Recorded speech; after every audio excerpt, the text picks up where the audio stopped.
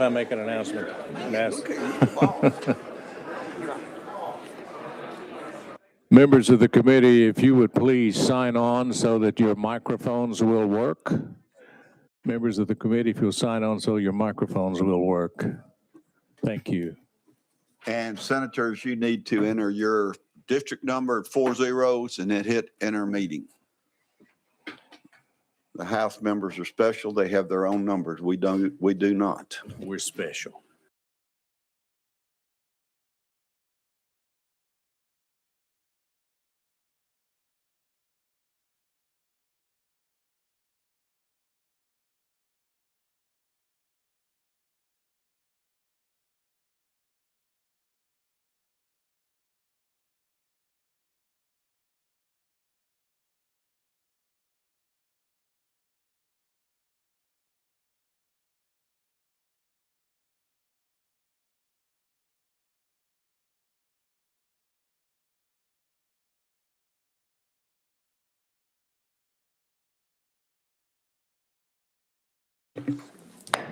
Good morning.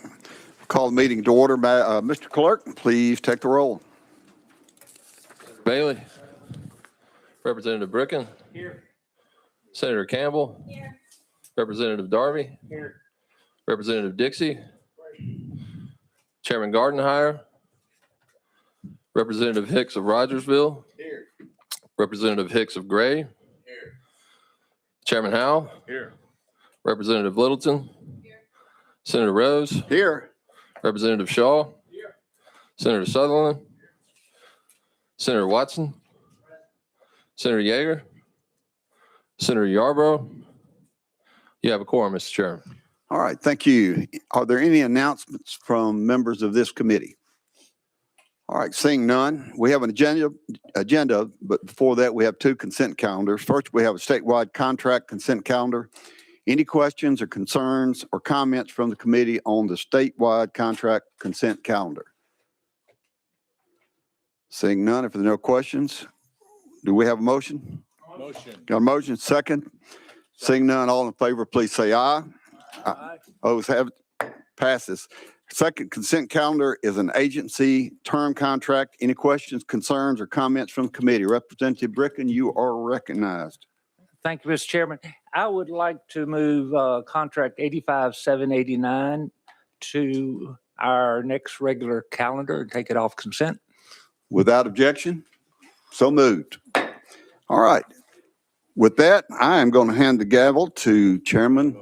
Oh, we got to vote on that. All in favor of the agency term contract consent calendar, say aye. Aye. And opposed. All right, we got that done. A little hiccup or two there, but I'm going to hand the gavel to Chairman Howell for the regular agenda. Chairman Howell, you're recognized. Thank you, Senator.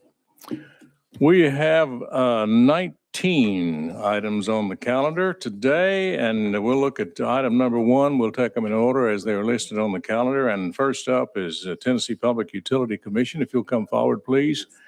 Take your place at the desk, and we'll ask Agriculture to come forward and be ready, and we'll move things along real quickly here. And take your place at the other desk. Contract number 1, you're recognized. Tell us about the contract. Great. Thank you, Chairman Howell and members of the committee. My name's Tim Schwartz. I'm with the Public Utility Commission, and I'm joined by with Monique Brazelton. She oversees our TDAP relay program. We are here today seeking approval of a 3-year contract with Teltex. It has a maximum liability of $1.5 million. It's an increase in maximum liability annual costs due to inflationary forces that are driving up technology costs. It's a sole source contract because Teltex is the only vendor that we've identified that has the expertise and technology to properly provide services to customers. Consumers receive telecom devices with proprietary apps and modifications, and we've been working with Teltex since 2017. Happy to answer any questions you may have. I have a motion and a second. Any questions or comments from the members? If not, we're ready to vote. All in favor of this contract, please say aye. Aye. All opposed, nay. Ayes have it. Contract is approved. Thank Thank you, you very Chairman. much. We will move now to contract number 2, agriculture, and ask Environment and Conservation to please come forward and be ready to proceed. Agriculture, you recognize, I thought I saw the commissioner come in a moment ago. Is he with us? Yes, sir. Good. He's hiding way back there in the back.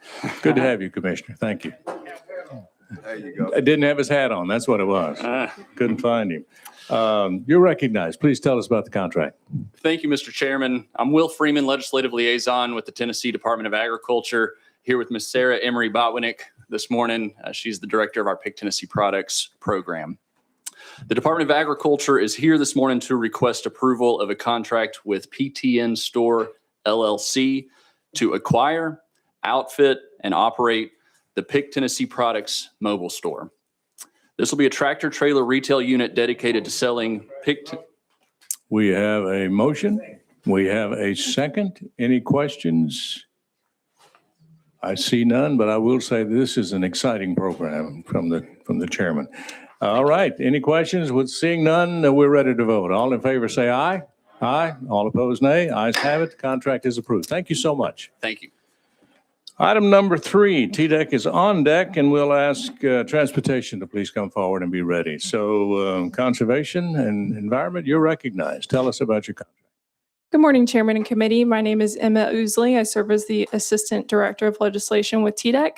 With me today, I have Mr. Matt Taylor on the end here, who serves as our Deputy Director for the Office of Sustainable Practices, and then Ms. Lindsay Oliveras, who is our Senior Sourcing Advisor. Today, TDEC is requesting approval to amend a sole source contract with Spruce Environmental Technologies to update the scope, extend the term to 3 years with 2 renewal options, and increase the maximum liability to $339,000. We have a motion and a second. Any discussion? Without objection, we're voting. All in favor of this contract, say aye. Aye. All opposed, nay. Ayes have it. Contract is approved. Thank you very much. That's all you have, isn't it? Yes. Moving on to Transportation Contract number 4, we'll ask Tennessee Emergency Management Agency to come forward and be on deck. Transportation, you're recognized. Thank you, Chairman. Jay Klein, Director of State and Congressional Legislative Affairs for the Department of Transportation. I'm joined today by our CFO, Miss Natalie Kristoff, and we have a contract before you with Vexel Imaging US Incorporated. This is a repair and maintenance contract for our aerial survey camera. Vexel is the manufacturer of that camera and thus the sole source contract to maintain the warranty on the camera itself. The aerial survey camera is an important asset for the department, specifically our roadway design division. Have a motion and a second. Any questions? Without objection, we're voting on the contract. All in favor, say aye. Aye. All opposed, nay. Ayes have it. Contract is approved. Thank you so Chairman and much. Committee. Moving on to Tennessee Emergency Management Agency, contract number 5. We'll ask Human Services to come forward, please. And TEMA, you are recognized. Thank you, Mr. Chairman. My name is Austin Travis. I'm the Legislative Liaison for TEMA. I have with me Director Patrick Sheehan and our meteorologist, Megan Shargorodsky. This contract is the first step in the build out of the Tennessee Mesonet weather monitoring system that was approved in last year's budget. Have a motion and a second, but we have a question. Representative Bricken, you're recognized. Thank you, Mr. Chairman. And I've spoken with y'all, but I'm going to raise some issues. Again, this contract bothered me primarily not for the purpose of the contract, but the structure of it. I mean, this is, as far as I understand, just buying the equipment for the 95 Mesonet sales around the state. It doesn't include the installation costs or the annual maintenance of this program.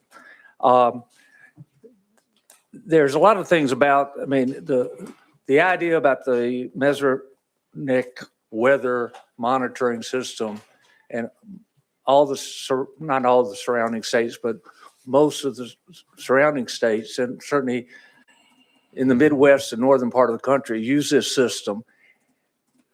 Often it's, if I understand right, it's under the Department of Agriculture, not Emergency Management, because the agricultural community gets a great benefit from the information derived from the system. So I have a question why this ended up in y'all's lane, or y'all aren't sharing it more with agriculture. Because as far as, and we talked about this, and I talked to ag, they really weren't even familiar that this was coming down the pike, which really kind of surprised me. And Farm Bureau certainly wasn't aware of it. Things like, so, I'm not sure if I ran out of time. Anyway, I just I'd like to get an explanation why we're approving just the equipment that I'm not sure where it's going to be stored, because members, these are big cell stations, 40 by 40, with a lot of very sophisticated equipment that's going to have to be calibrated several times a year. So the staffing and monitoring of that program, I don't know where the budget for all that money is, because I'm not sure if the governor's budget was strictly to get the program started, but how expensive it is to be maintained for the rest of the life of it. So I just would like to hear and from y'all, I mean, not only the cost of installation, maintenance, and then ongoing monitoring of this program before we commit to it. Director, you're recognized. Thank you.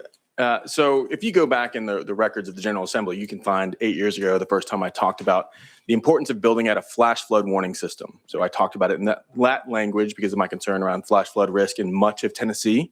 The state of Tennessee at that time did not have a mesonet, which would be the backbone for such a system. I continue to advocate this for most of my tenure. In other states, mesonets are run by other organizations. In many places, they're run by academics. For me, it's important to operationalize the critical warning capabilities that these systems can provide, which is why when we added a meteorologist, which we owe to the General Assembly giving us the position for it, Megan used to help run the mesonet in the Commonwealth of Kentucky. And she had experience in operationalizing it, maintaining it, and expanding the system. So we hired Megan with the idea that we would continue to advocate for this very useful capability. This body carried the law to enact this. There are recurring funds that happen every year for maintaining it. I'll let Megan talk to some of the specifics around connectivity, but as these things are received, they'll get stored in the TEMA warehouse and then put out. My intent, my direction to the team is that these are in place as quickly as possible in properties that we're working with Stream to finalize. Some of those will be state properties, some of those will be local properties. And we have a new Commissioner of Agriculture, and Commissioner Holt and I have not yet talked about the mesonet. We've been talking about chainsaw crews and other things here the last couple of weeks. He's relatively new in his role now, but many of the members in here have talked with me about mesonet and flash flood warning systems for years. So if we have not talked about it, that's an oversight on my part, but I'll let Megan talk some about the specific. You're recognized.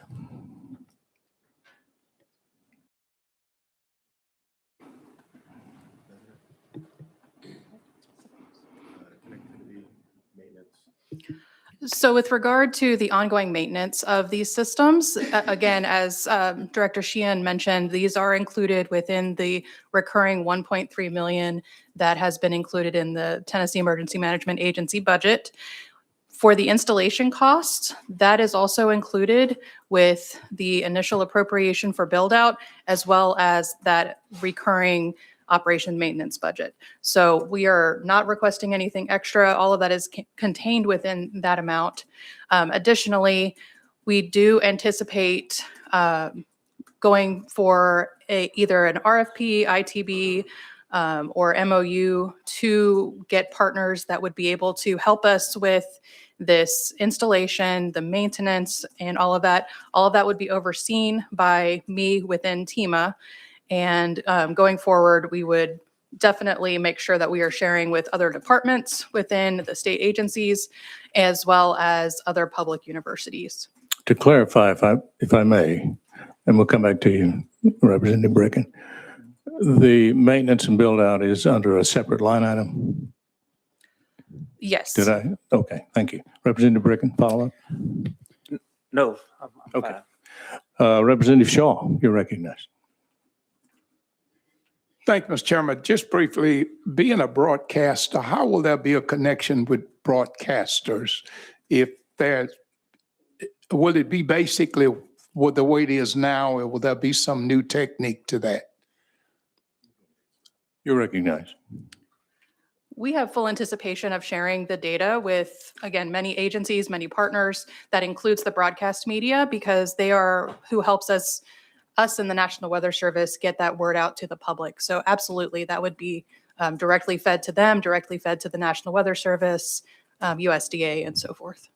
All right. Thank you so much. Any other Thank you. questions from members? We have a motion, but we require a second. We have a second. Without objection, we're voting on this contract. All in favor, say aye. Aye. All opposed, nay.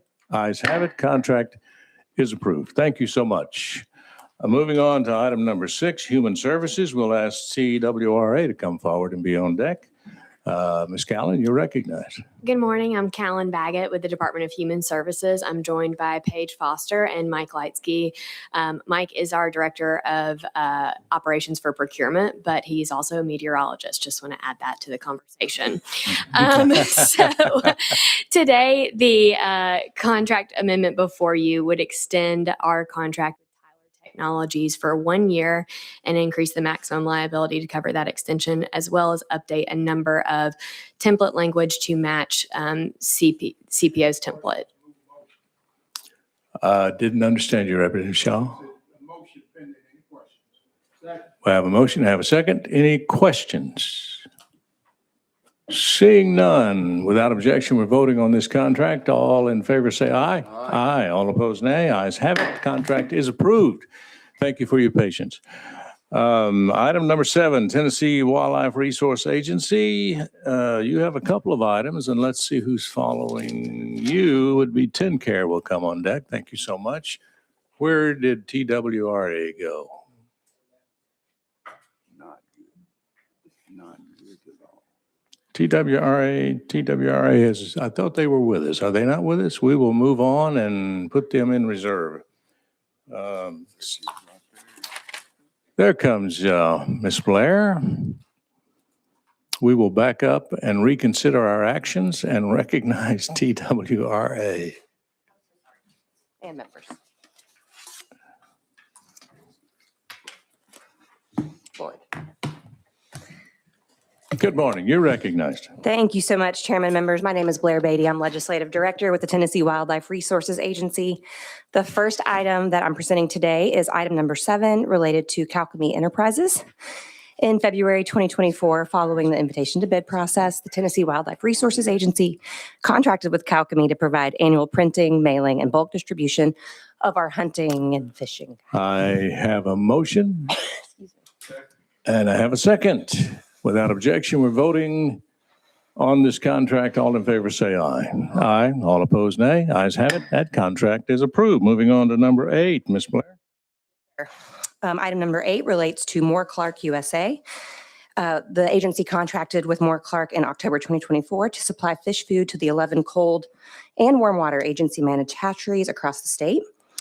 Due to changes in the price of materials for fish food and the associated shipping cost, this amendment seeks to update the contract's pricing change provision and substitute an updating price schedule. I will not go into the specific details of those changes. I think the most important thing to know is that this amendment actually results in a cost savings to the agency for the fish food. I have a motion and a second. Any questions? Seeing none, are we ready to vote? All in favor say aye. Aye. All opposed, nay. Ayes have it. It's approved. Thank you so much. Thank you so much, and apologies for my tardiness. It happens to the best of us. Moving on to TennCare, followed by Health. If you would come forward, please. And Mr. Seals is on deck. You're recognized, sir. Welcome. Good morning, members of the committee. My name is Zane Sills, and I have the privilege of serving as the Chief Financial Officer for the Division of TennCare. We've got 4 contracts before you today. Our first request is for a new sole source contract with Stellar When I say new contract, we do currently have an existing contract with Stellar that ends its lifespan in 2 months. So we're bringing before the new contract to replace that before you today. Stellar Pharmacy Services is the sole innovator of the proprietary Expedose inventory management system for the provision of voluntary long-acting reversible contraceptives, or VLARCs. Prior to this technology, access to VLARCs was very limited because of some very significant logistical hurdles. Stellar's creation of this technology removed these hurdles, expanding access in the state of Tennessee to VLARCs. It is sole source because they are the only vendor that provides this technology that allows this to happen. In advance of bringing this new contract, we did another RFI to confirm that they are still the only player in this game. So we'll continue to monitor that going forward. The proposed maximum liability for the 3-year period is $412,000. The state share is about $206,000. Have a motion? Have a second? Any questions? Seeing none, we're voting on this contract. All in favor say aye. Aye. All opposed, nay. Ayes have it. You are approved. Moving on to item number 10. Next contract I have before you is a sole source contract with the Tennessee Hospital Association. We're requesting to exercise an existing renewal option year and increase the maximum liability for that year. And this contract, the Tennessee Hospital Association serves as the central hub. Essentially, every hospital in the state of Tennessee. I have a motion. I have a second. Any questions? Seeing none, we're voting on contract number 10. All in favor say aye. Aye. All opposed, nay. Ayes have it. Contract is approved. Moving on to number 10. Mr. Seals, you're recognized. Next contract I have before you is a sole source contract with the Tennessee Community Health Worker Association. We're requesting to exercise an existing renewal option year and increase the maximum liability to cover that option year. This is related to the work of our Health Starts pilot that was authorized in the budget a couple of years ago. What we found when we started exploring the community health worker space was that at the time there was no organizational structure, no oversight, no common standards whatsoever. So before we started investing in this space, we wanted to put in place some common standards and accreditation before we moved forward. So we worked with the Tennessee Community Health Worker Association to establish a Tennessee-specific statewide registration accreditation training process for community health workers. So any community health workers that want to participate in the state's programs related to this have to go through that process. Motion. We have a motion and a second. Any questions? Seeing none, without objection, we're voting on contract number 11. All in favor say aye. Aye. All opposed, nay. Ayes have it. Contract is approved. Your final one, Mr. Seals, is contract number 12. Last contract we have before you is a competitively procured contract with Deloitte. In this request, we're seeking to exercise an existing renewal option year and increase the maximum liability for that option year. In this contract, Deloitte helps us with our fraud, waste, and abuse prevention efforts. Specifically, we have contracted with them through this process for an advanced data analytics tool that comes alongside and supplements our investigator-led. I have a motion and a second. There is a question. Senator Rose. Thank you, Mr. Chairman. Would you mind sharing with the audience and our committee the savings that you have generated through this program, as you shared yesterday, how many $1 billion that was, please? Thank you. Recognized. Thank you. So we've seen a lot of success in our fraud, waste, and abuse efforts. Over the past 12 years, most budget cycles, including this one that has just started, we bring a specific fraud, waste, and abuse reduction item in our budget that specifically recognizes our success in reducing program spend. So to date, we have taken a combined $48 million recurring, which means our budget is $48 million recurring lower than it otherwise would be. Those are all recurring. So when you compound the savings over the past 12 years, that's $348 million in savings due to our fraud, waste, and abuse efforts. So we're very proud of that and continue to work very hard. There'll never be zero fraud, waste, and abuse, but we do our very best to root every bit of it out that we can. Excellent. Any questions? Seeing none, we're ready to vote on this contract. All in favor say aye. Aye. All opposed, nay. Ayes have it. Contract is approved. Thank you, Mr. Seals, for being here. Moving on to number 13, Department of Health. You're recognized, sir. Thank you, Mr. Chairman. I'm Mike Critchfield, Legislative Liaison with the Department of Health. Contract 13. This is an amendment to the department's existing sole source contract with the National Council for Mental Wellbeing. The NCMW is the only organization in the United States authorized to provide adult, youth, and teen mental health first aid instructor training. And this program is nationally recognized, evidence-based, and We have a designed. motion, and we have a second. All in favor? Any questions? Seeing none, we're voting. All in favor of this contract, say aye. Aye. All opposed, nay. Ayes have it. That contract is approved. Moving to number 14, you're recognized. Thank you, Mr. Chairman. Mike Critchfield, Legislative Liaison with the Department. The Department of Health is requesting an amendment to our current contract with KM Clark. KM Clark serves as the state's vendor for the implementation of the Tobacco Use Prevention and Control Program's GIFTS program. This program offers educational resources and tobacco cessation counseling assistance to help pregnant women and their families quit smoking. This contract is 99% funded by the state, 1% funded by interdepartmental incentive reimbursements from TennCare. Historically, the contract has been underspent, so future years on this contract will be reduced by $100,000 annually, and we're happy to take any questions you have for us. Any questions? We have a motion, and I need a second. Have a second. All in favor of this contract, say aye. Aye. All opposed, nay. Ayes have it. Thank you. You're recognized. Thank you, Mr. Chairman. Contract 15 is with Revity Health Sciences, and the department is requesting approval to establish a new contract with Revity. This contract allows for the purchase of genetic screening processor test kits and their associated reagents. These tests are utilized to detect various detrimental markers in dried blood samples as a part of the newborn screening program.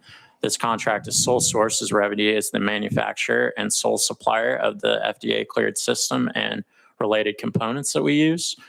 Revity has been a long-standing relationship with the department and has provided newborn screening instruments for over a decade. This contract is essential for the continuity of newborn screening operations, and failure would negatively impact our ability to screen the approximately 85,000 infants born in Tennessee each year. This contract is completely funded by fees collected by hospitals for the newborn screening program. Motion. And we're happy to take any Have a motion questions. and a second. Any questions? Without objection, we're voting on contract number 15. All in favor, say aye. Aye. All opposed, nay. Ayes have it. Contract is approved. Moving on to number 16, and you're recognized. Thank you, Mr. Chairman. This contract is again for the Department of Health Division of Laboratory Services, and we're requesting approval to establish a new contract with Hologic Sales and Service. This contract supports laboratory testing for bloodborne and sexually transmitted infections statewide through the provision of all required equipment, reagents, and consumables, full warranty coverage, and preventative repair and maintenance and training for our laboratory staff. Hologic is the sole source provider for equipment and systems. Have a motion and a second. Questions? Without objection, we're voting on this contract. All of those in favor, please say aye. Aye. All opposed, nay. Ayes have it. That contract is approved. Turning the page to item number 17. You're recognized again. Thank you, Mr. Chairman. This is a new contract with CBIA Incorporated to support newborn screening for serious blood disorders using dried blood spot samples. These disorders can be life-threatening if not identified quickly. And just last year, this program helped identify 259 infants who are. We have a motion and a second. Any questions? Without objection, we're voting on this contract. All in favor say aye. Aye. All opposed, nay. Ayes have it. Moving on to the next contract. You're recognized again. Thank you, Mr. Chairman. The Department of Health Division of Laboratory Services requests approval for a new sole source multi-year contract with QIAGEN. QIAGEN is the only vendor approved to provide specific reagents, consumables, and equipment used to support testing for infectious diseases, genetic disorders, newborn. I have a motion and a second. Any questions? Seeing none, without objection, we're voting on item number 18. All in favor say aye. Aye. All opposed, nay. Ayes have it. Contract is approved. The one we've been looking for, item number 19. You're recognized. Thank you, Mr. Chairman. The Tennessee Department of Health, CDEP, requests approval to enter a sole source contract with OraSure Technologies for the purchase of OraQuick rapid HIV and HCV tests and quality control materials. I have a motion. Second. And I have a second. Any questions? Seeing none, without objection, we're voting on item number 19. All in favor, say aye. Aye. All opposed, nay. Ayes have it. Contract is approved. Thank you for being here. Thank you, for Mr. your Chairman and patience. committee. With that, concludes our contract. I'll hand the gavel back to Senator Rose. Hold on just a second. Thank you, Mr. Chairman. I believe we have a presentation by the Department of Corrections. If you will come forward, make your presentation.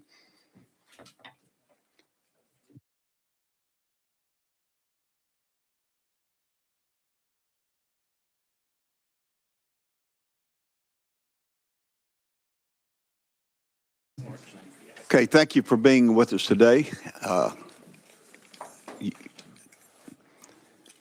Would you begin your presentation? And you are now recognized. Tell us who you're with, by the way, whoever's presenting, and just for the record. Thank you.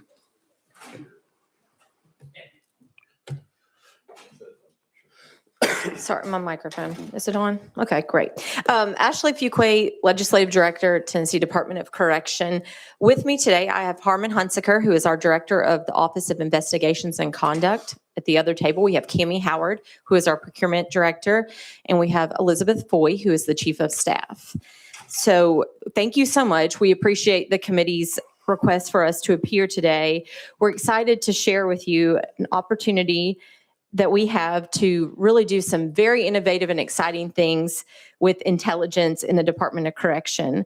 I'm going to turn it over to my colleague, Harmon Hunsaker, to discuss some of the details of those intelligence-driven innovations. You are recognized. Go ahead. Chairman and members of the committee, thank you for this opportunity to speak to you today.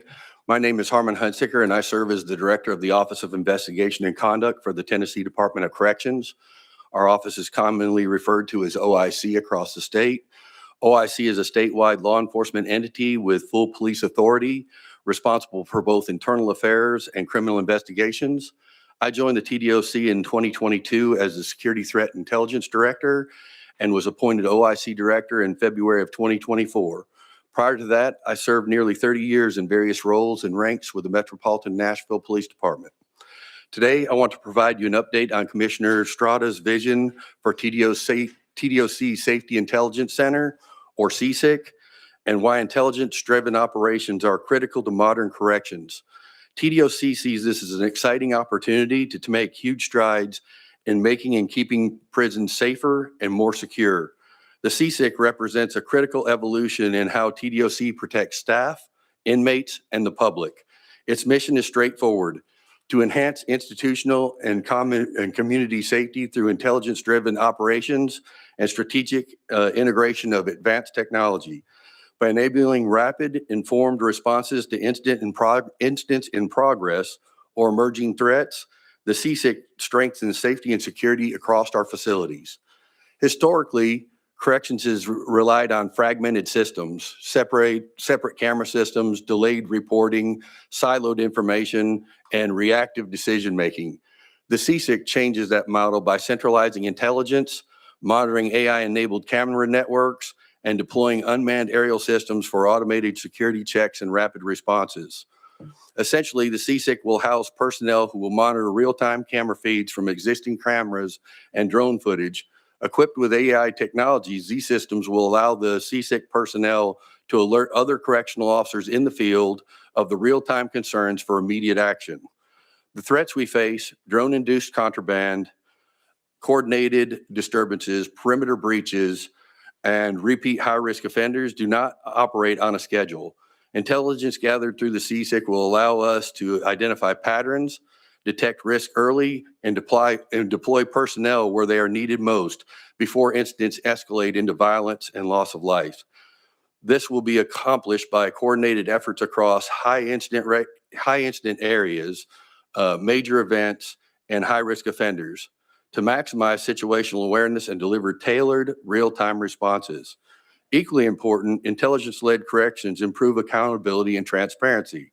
The CSIC will provide immediate alerts, documented responses, and detailed reporting, daily, weekly, and incident-based, giving leadership and oversight bodies clear visibility into what occurred, how it was addressed, and what lessons were learned. Corrections facilities across the state face a growing threat from drones used to deliver drugs and cell phones directly into our prison yards, often at night and without immediate detection.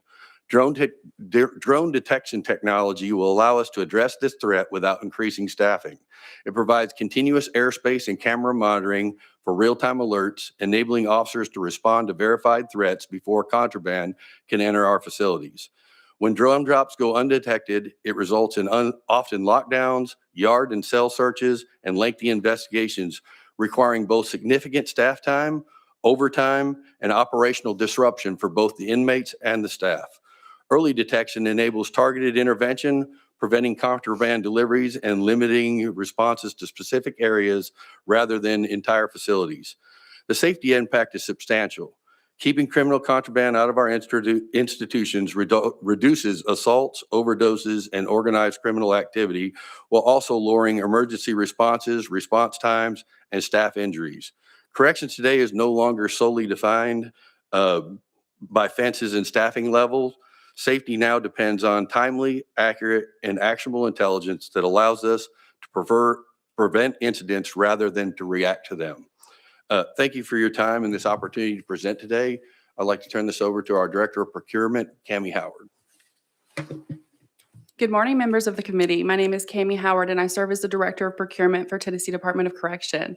I oversee purchasing and sourcing across the agency's statewide operations.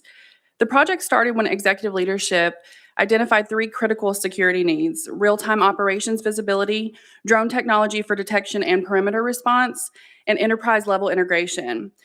To address these needs, the agency conducted market research to understand what solutions were available and how other agencies were approaching this space. Based on that review, it became clear that an integrated enterprise-level approach would provide the best long-term support for consistency, operations, and system compatibility across all of our facilities. From a procurement standpoint, the agency began by reviewing statewide contracts. And after review, it was clear that no existing statewide contract could meet all 3 of our requirements in an integrated way. That led us to explore cooperative purchasing options, and ultimately the Sourcewell cooperative contract emerged as the best solution for us. Sourcewell is a nationally recognized, competitively awarded purchasing program that public agencies are authorized to use. Vendors on Sourcewell have already gone through a full competitive solicitation process, published RFPs, public evaluation, and contract award. By leveraging this cooperative, the agency could take advantage of that competition rather than duplicating that process locally. This saves us time, ensures compliance, and value. Within this specific Sourcewell opportunity, 6 vendors were awarded amongst 31 respondents. Axon ranked as the second highest scoring respondent, just 2 points behind the top scored vendor. And Axon scored higher on pricing category than the highest overall scored vendor. Axon was ultimately the best fit for TDOC because it had an ability to meet operational requirements and support a scalable platform. From there, the Central Procurement Office validated the procurement method, developed a formal business case, obtained Comptroller of the Treasury approval, and led negotiations with the vendor. This is just a high-level overview of how the agency approached the project and our procurement path. We have submitted 2 videos to kind of just demonstrate from the vendor. This is their proprietary service and equipment, and they're just small videos they provided as a demonstration for the committee. All right, thank you for that presentation. Are you showing the I'm happy to if you'd like to see them. the committee? Sure. All right, we're getting a nod. Let's do it.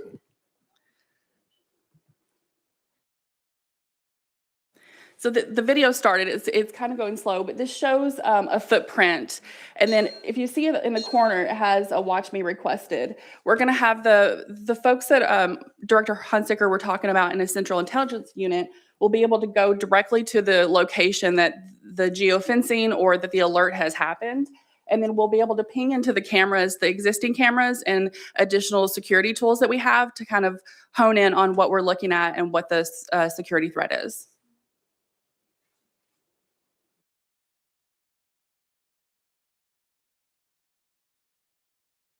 Again, this is not TDOC stood up. This is just a demonstration.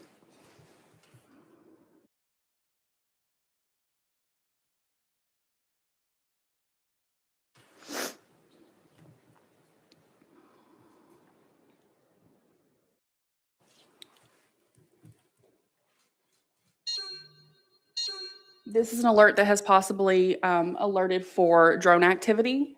And again, it identifies the specific location where we could use resources.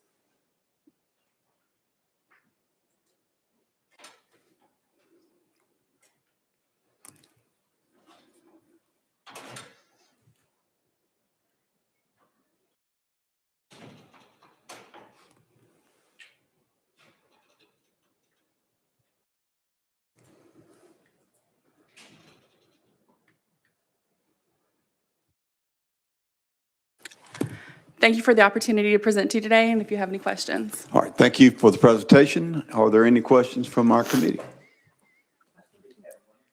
Representative Bricken and then Representative Shaw. You referred to the threat of drone contraband coming into prisons. Do we have any estimate currently, annually, of how much contraband currently comes into our state prisons through drones?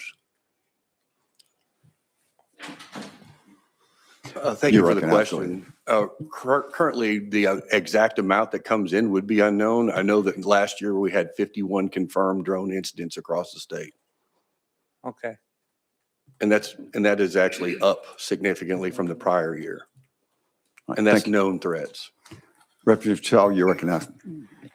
Along that same line, any kind of estimated savings with this system? I know, again, you don't know how much, but would that be after the first year? So would you have any idea of what kind of savings we're talking about? Well, this is new technology, so the savings are, again, hard to identify at this point. We'd be willing to provide some data on that in the future.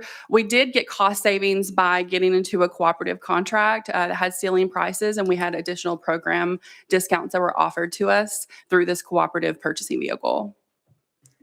So if you could, for instance, save $1 million a year, I'm just throwing it out, that means you could hire more personnel, or you could do what would be necessary to keep a facility safer. Would that be a correct statement? I'll defer to Director Hunsicker, but it's a good question.